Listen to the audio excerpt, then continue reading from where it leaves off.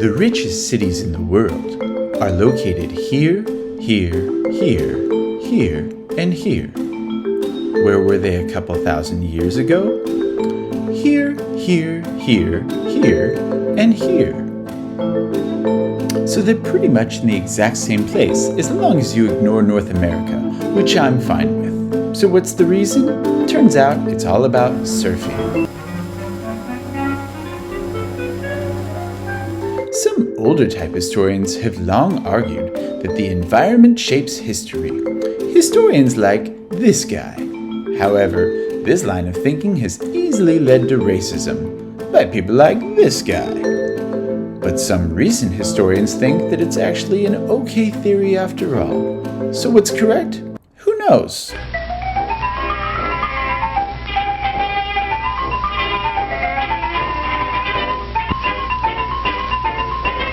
In this episode, we'll take a look at the ways in which geography has been really unfair.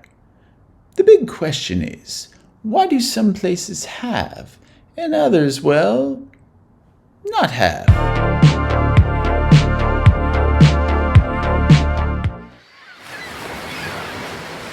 Surfing. For many people, it's a way of life, like a religion. But have you ever asked yourself how many professional surfers have come from Wyoming? It turns out not that many. Okay, so there is this thing called river surfing in Wyoming, but the main guy actually learned to surf in places like Maine, Hawaii, and French Polynesia. So the theory stands. Surfers come from places that have surf. What are these places? California, Florida, Australia, and Hawaii. The hula is a purely native dance. Its music and rhythm express the joy of living. And where do you think the best surfing waves are found? It's not a coincidence. California, Florida, Australia, and Hawaii. Once it was danced to Polynesian gods. Today it is danced for the visitors, and they have no trouble learning it. With teachers like this, who would?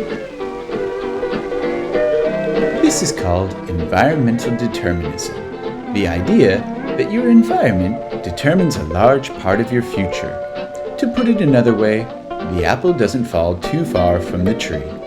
Newton knew that the apple was attracted to the Earth by gravity, a force already known to earlier scientists. Wait, they knew? I thought Isaac Newton invented gravity. Huh. Let's take a look at a couple of old river places, Egypt and Mesopotamia, to see how this idea works. The first place, Egypt, had a boring, predictable river, and the second place, Mesopotamia, had these wild, crazy ones. So, how did the environment affect them? Well, Egypt came up with a peaceful religion that moved in cycles. Mesopotamia, on the other hand, developed this god who was unpredictable and weird and had to be feared at like all times. Basically everything in the Old Testament, where you had to do strange things to please him.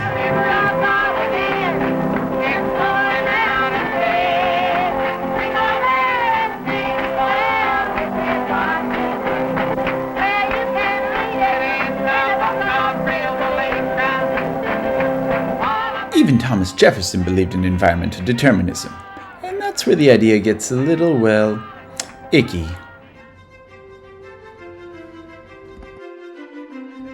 Let's take a look inside Monticello so we can hear Thomas Jefferson for ourselves.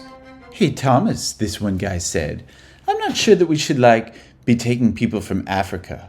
And Thomas was like, No, it's just environmental determinism." "What's that?" the other guy said. "Well, the tropical climate makes those guys degenerates who are lazy. Our weather is way better, and it makes us civilized." So as you can plainly see, while the idea has merit, it gets a little complicated. Let's take a look at the turkey. It's big, feathered, and you know what? Benjamin Franklin called it a bird of good moral character, and he was really smart. He even knew stuff about suitcases. Here is a very nice grip. Genuine top-grain cowhide leather, hand-sewed, lined with imported Irish linen. Benjamin Franklin even said that the turkey was better than the bald eagle, but everyone said he was wrong, and there was no way it could be better than the bald eagle. Yes, it is hard to believe. The turkey was also like the only animal that people could tame in Central America. Now what about Eurasia? China had the chicken. Mohenjo-Daro had the cow. The Fertile Crescent had the goat. And this other place had something called the yak. That doesn't seem very fair to Central America, now does it? But I guess that's why there are so many animals for China's zodiac calendar. If Nicaragua had a zodiac calendar, then every year would be Year of the Turkey. But the thing is, you can't milk a turkey, so how is Central America supposed to compete? I know what you're thinking. Africa had elephants and stuff, but none of those could be domesticated. And in the Americas, turkeys and llamas, only good for midnight snacks. A fine roast turkey ready in the refrigerator.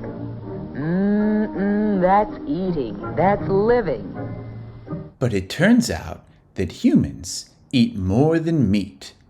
In the Fertile Crescent, there were a bunch of grasses that were good for civilization. Those are things like your Bermuda grass and zoysia grass and centipede grass. But couldn't all places do this, you might ask? Well, it turns out the answer is no. The Mediterranean, you see, had 32 types of good grasses. Sub-Saharan Africa, just 4. South America, 2. Or to put it another way, dos. Also, some places in the world that are hella good for agriculture, Australia, Argentina, California, and Western Europe, didn't have the right stuff in the ground. And other times, people just weren't all that interested in grass and stuff. Here we see some would-be farmers working with primitive grasses. They're gazing out upon the growing population of their once small village with a sense not of panic, but unease. There are too many people, this one guy said.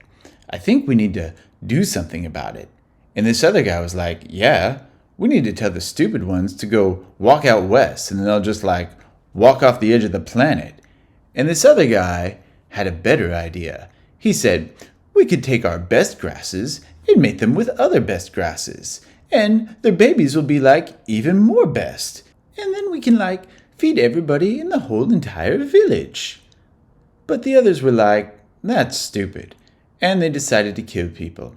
So, as you can see, certain parts of the world succeeded or didn't succeed as a result of their environment. It turns out that it's not just about having this or that thing in your place. Climate is also a thing that matters. When there is an evenness of favorable climate, the human body can make the most of life, with many other practical benefits for home and industry. And you see, when you move around the planet, this climate changes. Why is that important? Well, if you have the same climate, you can share things. It's like cheating. Okay, that finishes the problems. Now how about our history? You haven't done your history lesson either? Well, gosh, Mary, I can't do everything. I have 2 council meetings this week. I just don't have time to study. Well, here are the answers to the history lesson. But I think you're going to have trouble when we have tests and all these things. So any good idea, like the plow or corn, only had to be figured out once. Everyone else just got to plagiarize it. But if you have a different climate, there's nobody to share with, and your civilization has to do everything on its own. Let's take a look at some Peruvian girls discussing just this issue. One girl says, the llama is so stupid, but he's so cute with that long neck and that wonderful mane. And the first girl replied, but I think there are better animals. Better than the llama? I bet there's one that can carry more. I bet it tastes better, and hopefully it doesn't spit at you because that's gross. I kind of like the spit. It smells nice if you ask me. No one's asking you. Spit is super gross. That's what I mean. You know what that spit's about? Why they take the snot and go to all the trouble of spewing it on you? No, do tell. They do it because they don't like your body or want any advances and basically don't want to mate with you. Gross. And the girls found themselves at once disturbed and offended. But in the end, for all their dislike of the llama, there was nothing they could do, for there wasn't any other animal, because of climate.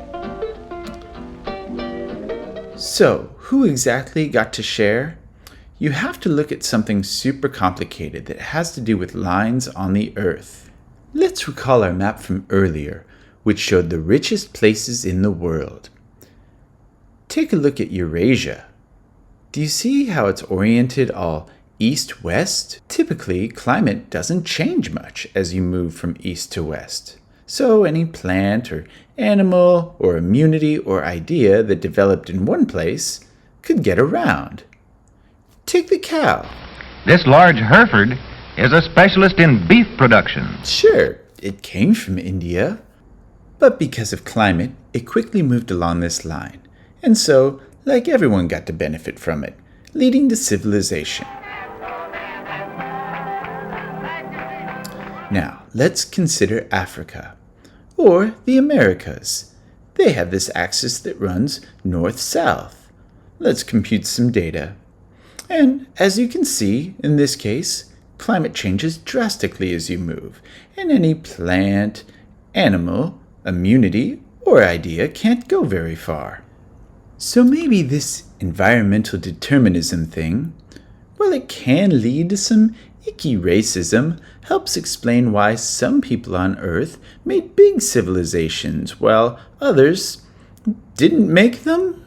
We hope you've enjoyed this episode of The Wrong Historian.